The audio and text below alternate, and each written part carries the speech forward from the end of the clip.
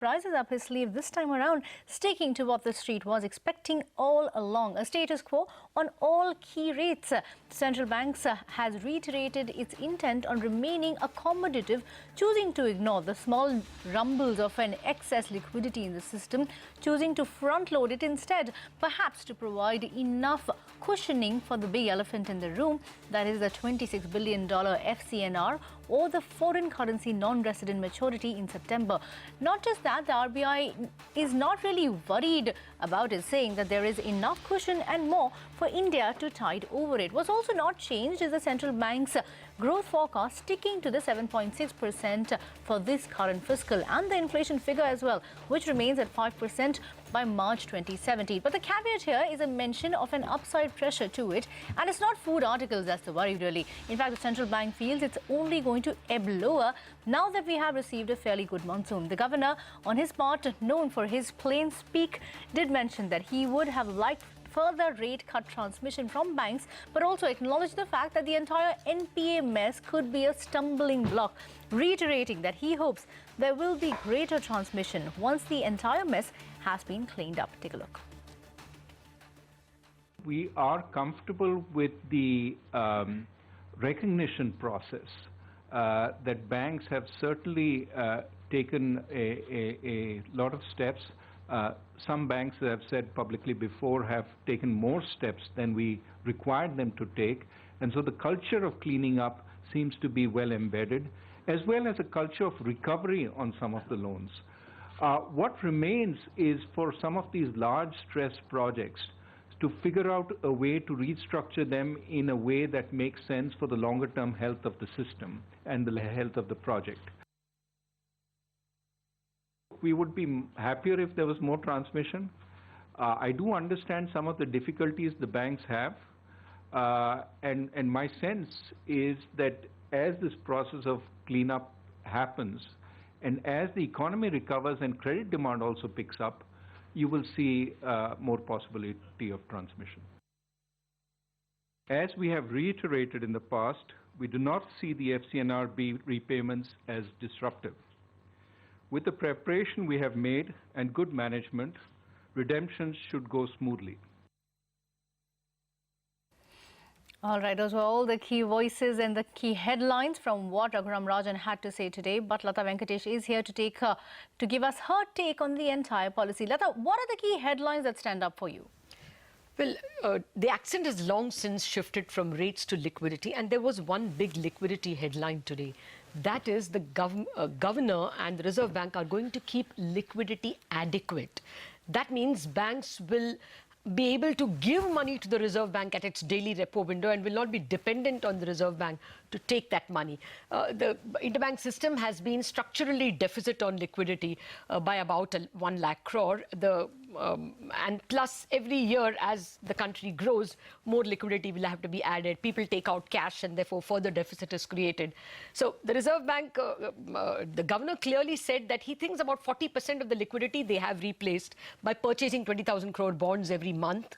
So 80,000 crore has been purchased. If that is 40%, then he has already mentioned, he has given it away that he will at least purchase 1,20,000 crore of bonds from the market, and he will front load those purchases. That was very clear. So he will definitely not skip any month in terms of bond purchases. That was music to the ears of the bond market. I mean, basically, this big man with so much money is going to buy 20,000 crore of bonds. There will be perennial demand for bonds, so bond prices will not fall. That also was dovetailed by announcement that they are going to announce a major set of reforms for corporate bond market on August 25th. It is expected on that day that the Reserve Bank will allow the purchase of corporate bonds in its LAF window. At the moment, when the Reserve Bank gives money, as collateral, they take only Government of India bonds. They may take a little bit of corporate bonds. If that demand comes, then the demand for corporate bonds genuinely goes up. The cost of holding them goes down. That will be big reform. So that really is the headline. that liquidity will be provided in the interbank system. And on August 25th, something big is coming for corporate bond. We don't know what. We assume that corporate bonds will be accepted in the LAF window. So that's the headline.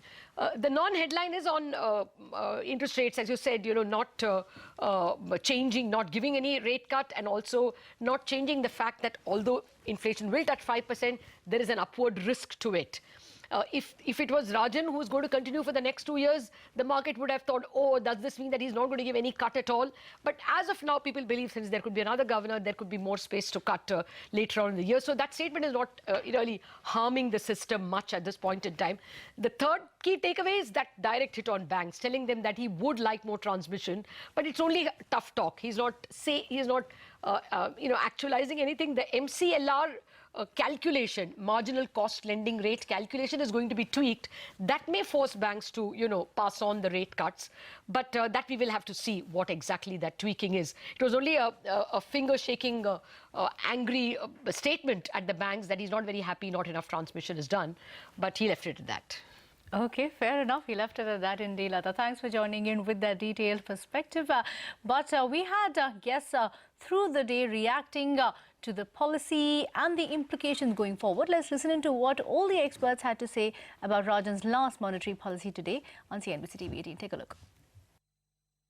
It's really based on watching what happens on inflation, because we have seen a bit of a spike, but now with a reasonably good monsoon settling in and the impact of that, I think, and we're seeing good earning results coming in, so maybe all of that begins to help us. So if liquidity gets handled, because we need to see the two sort of together, there's reason to believe that there would be further rate cuts. But, the focus on the RBI rate cut in itself is, to me, far less significant than the transmission that happens by banks into the borrower. I'm sure there are good reasons why banks are not cutting deposit rates and therefore lending rates.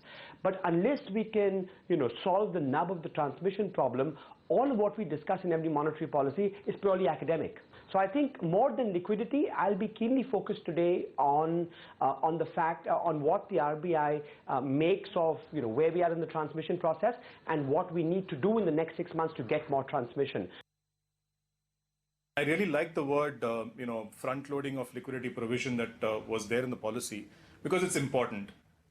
Providing liquidity at the time when the deficit comes up may not be adequate to ensure complete transmission. And now, if this front-loading of liquidity management was to happen, the need for banks to chase liquidity and deposits, and keep rates high will come down. So I think the way in which they calibrate this provision of liquidity will be very critical. And to that extent, Thursday's OMO is a good sign. Well, today marked the last of Raghuram Rajan's monetary policy. Raghuram Rajan, whose term as the governor of RBI comes to an end this month, said that he has enjoyed every minute of his 3-year stint. Rajan said that one has to be prepared to take bouquets and brickbats as long as some value is added. What's more, he also exuded optimism on the next monetary policy statement being made by the Monetary Policy Committee. My hope is the next monetary policy statement will be by the proposed Monetary Policy Committee. The committee to select outside members of the MPC has commenced the process. On the RBI side, the board has selected Dr. Michael Patra to be the RBI board nominee on the MPC. Look, I think snap judgments, either by critics or by supporters, aren't really what matters. I think what matters is how this plays out in the longer run for stronger and sustainable growth for the country, for job creation, for our movement into the middle income. I think that's something that you can see only with the benefit of 5-6 years of experience, and to know whether in fact it was appropriate. In our view, the measures we have taken in the RBI were and are justified given the conditions that we have. I just go back to my previous sort of employment structure, where I used to both work at the University of Chicago, but also have a considerable involvement in different Indian causes. Earlier, for example, I was involved with the Indian School of Business, and we'll see going forward what I do, but I haven't made plans yet. And at 5:30.